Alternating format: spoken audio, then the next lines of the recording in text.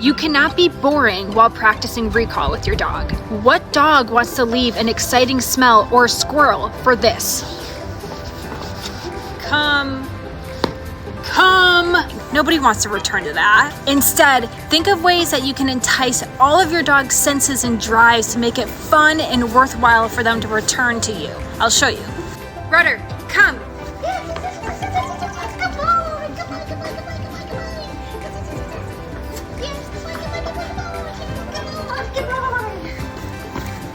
That's fun. Backwards movement, verbal praise, yummy food, multiple rewards. Comment if you would like more recall tips. My last big tip for teaching recall is teaching name recognition before you start formal recall training. This is so important because your dog's name is how you're going to get their attention in a busy environment. You need to be able to get your dog to shift its attention from the environment to you. Thankfully, name recognition training is very easy to do. Here's how you do it. Start with your dog in front of you and hold a treat away from your face. Say your dog's name. As soon as they give you eye contact, mark that yes and give food. Once they're a pro at that, start tossing treats on the ground inside. Say the name. When they look at you, yes and food. Then progress doing this outside on a short leash.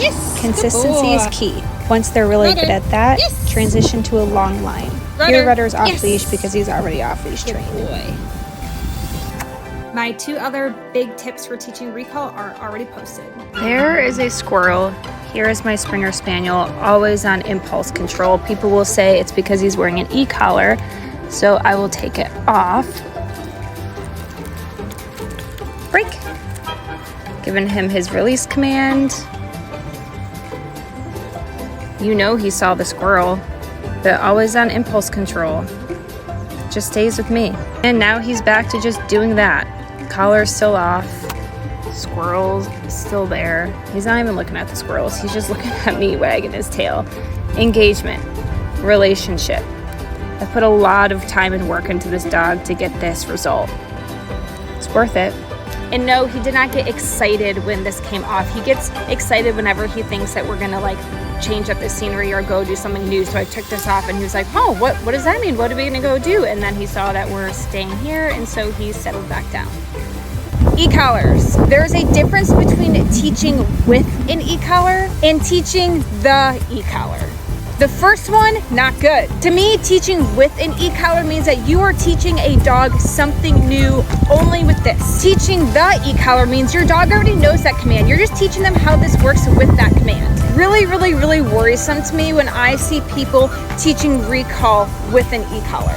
Dogs will become collar aware. There are certain behaviors and cues like recall that you want your dog so excited to perform, because those are the ones that could save their life, and they need to be able to do it whether they're wearing a tool or not. So this will come later to layer in as a seatbelt. Oh honey, more than happy to prove you wrong.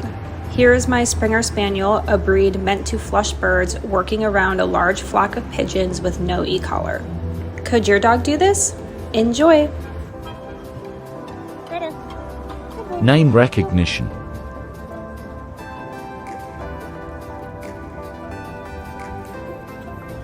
Leash manners.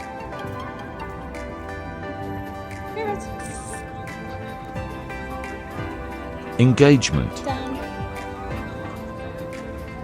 Heel. Obedience. Yeah. More engagement. Here's an example of how I use my relationship with my dog to help him build confidence and engagement around other dogs. For context, Rudder has been attacked twice, and it left him fearful of dogs he does not know. If approached by a new dog, he would get very flighty, nervous, or often just shut down or freeze. And just keep in mind, this is not a starting point. We have worked up to this point. I'll give you the basics of what I'm doing, but I'm also curious to see what you notice in him. I'm asking him to perform simple cues he knows well on a novel surface. That is confidence building within itself. I'm keeping it fun and giving him regular breaks away from the dogs. Here you can see I'm working him through something that he didn't think he could do. He trusts me to try again, and this is a big win for us. He allowed me to help him work through stress. and after that accomplishment, I gave him a break away from the dogs. He seemed still excited to work, so we went back at it. The biggest thing I take away here is his engagement with me. He looks at the dogs, but then he proactively looks back to me for guidance on what to do next. That's just one reason why having a good relationship with your dog is the foundation of both training and behavior mod. Without that engagement, we wouldn't get very far. And you can see how happy and excited he is to work for me. He's focused on me, and the dogs kind of just disappear into the background. This type of work is also great for over-socialized or overstimulated dogs. This is how I start to teach puppies how to politely interact. This puppy is 11 weeks old and likes to jump on you when he gets excited. So what I'm doing is free shaping the behavior that I would like to see instead, which is a polite sit. This is different than teaching him the command sit. When he offers that sit to me, I mark it with yes, and I give him a reward, and then if he holds that sit, I give him another reward. In the beginning, you may need some patience to wait for them to offer that sit. Randomize the length you have them hold the sit and make it fun. If your dog gets fearful of things in its environment, try teaching and using the touch command. First, you want to start by teaching your dog what touch means by asking them to touch things that they've never been afraid of. So for example, a tree. Encourage your dog to touch it, and when its paw touches the item, mark it with yes and give them food. Rudder, touch. Yes, good boy. Rudder, touch. Yes. Once your dog is consistently touching things it's not afraid of on the touch cues, start asking it to touch things that make it a little nervous or insecure. But let's say that we came across these trash cans and Rudder was a little unsure about them. I would approach them with him and ask him to touch. Rudder, touch. Yes! Oftentimes Teaching impulse control is a combination of things, and I have the perfect place to demo it. We are walking up to a massive flock of pigeons and he is not in command. So you'll see he hits the end of the leash in curiosity but remains calm. Right there, that was name recognition training. I have a video on that in my training playlist. He approached calmly and remained passive in his environment because we practice being neutral a lot. I call it the art of doing nothing. I have a pinned video on this. Right here, he's showing engagement. This is something you have to build up in your dog. I have videos in my training playlist on this as well. The obedience helps, but that's actually what comes last. It's more about conditioning a passive mindset and building engagement like he's showing right here.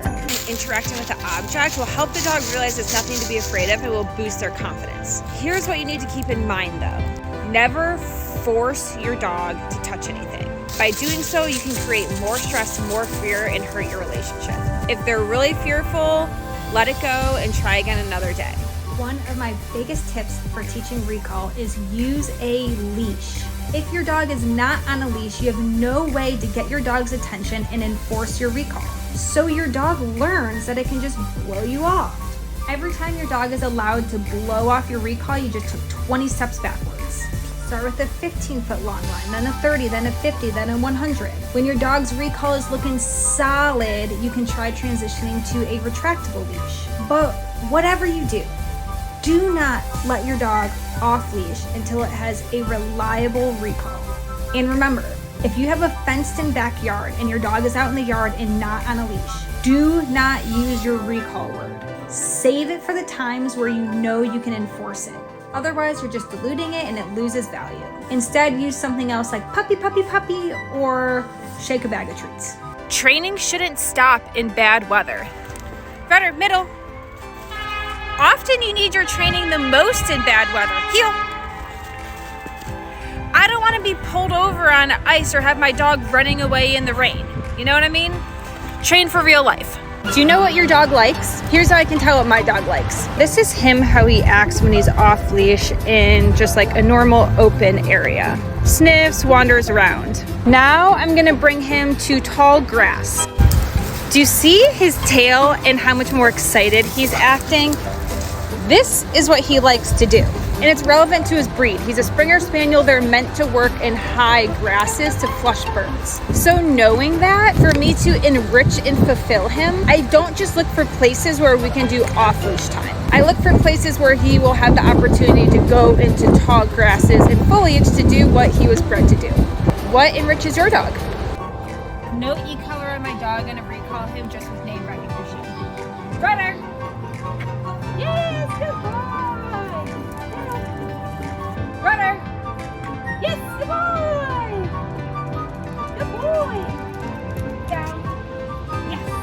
dog does not perform or behave out of fear.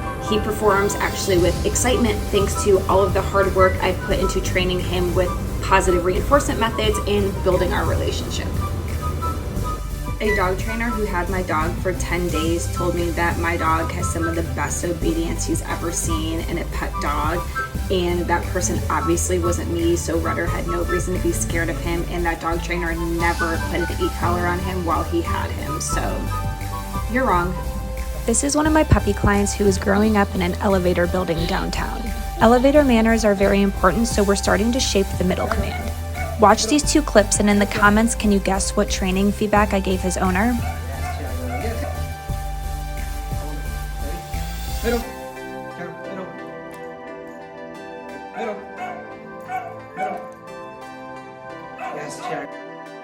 Training not be boring while bad happy to weather with your dog. Here's my What dog Springer wants to Spaniel. leave